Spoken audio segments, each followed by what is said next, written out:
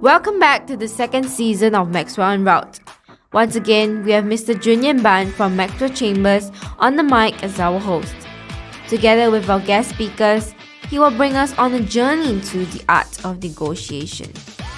In our first episode, we have Dr. Claudia Winkler, the founder and CEO of Negotiation Academy LLC. Join us as we discuss the importance of a good negotiator, both from a business and a lawyer's perspective.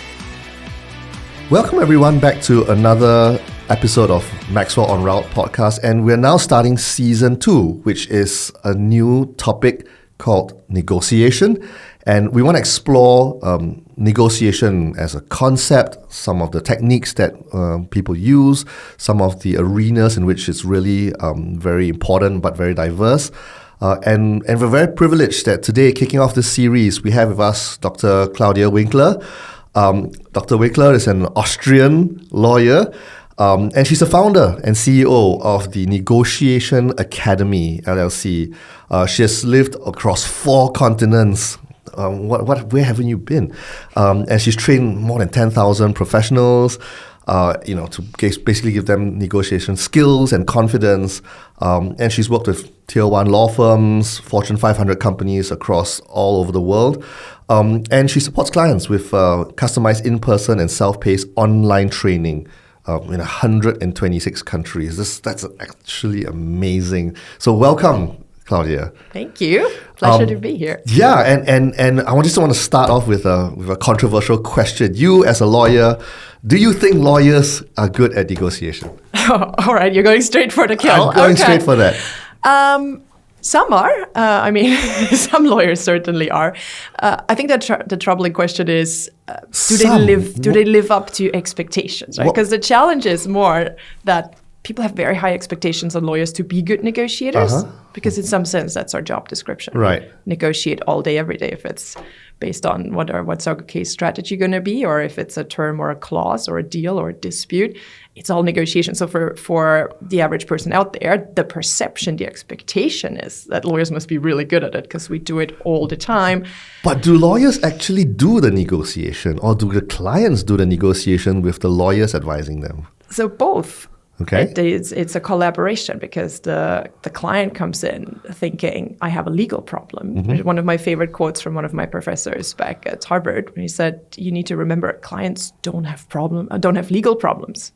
Clients have problems. Right. Okay. And most lawyers go in with that one tool, that hammer that says, I'm going to fix your legal problem, when in reality, a lot of it is actually a problem that could be solved in a variety of ways that we haven't been taught at law school, that we don't usually even think about, but that we need to dig for to be able to get clients better solutions than a court, for example, could give us. But isn't it the perception that the lawyers are the ones you call in when you want to fight, not when you want to negotiate? It's like okay, I'll see you in court, or you'll hear from my lawyer. I mean, that's the perception, that the lawyers are there to do the fighting, not the persuading and negotiating, isn't it?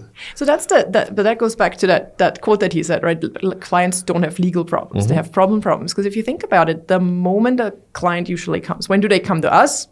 When everything's doomed, when they can't find any other solution for how to fix the situation themselves in the realm of what they can do, what they usually do. So they now think, oh gosh, I need a lawyer to help me fix that, because I haven't had any chance to do this myself. I don't know how I would get out of this situation. Mm-hmm. And then they come to a lawyer and they say, hey, I need a legal solution.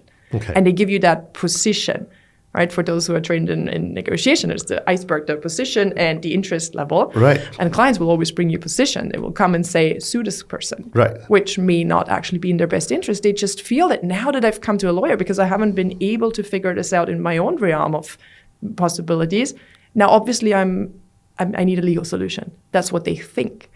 But they don't know that we, or that the good lawyers among us, have way more tools under our belt than just the advocacy and just the legal analysis and just the going to court. So a good lawyer can make 10 different things out of one stuck situation, and going to court is just one. But you used the term good lawyers, and earlier you said some lawyers are good at negotiation. So what is this other group? What are they doing wrong?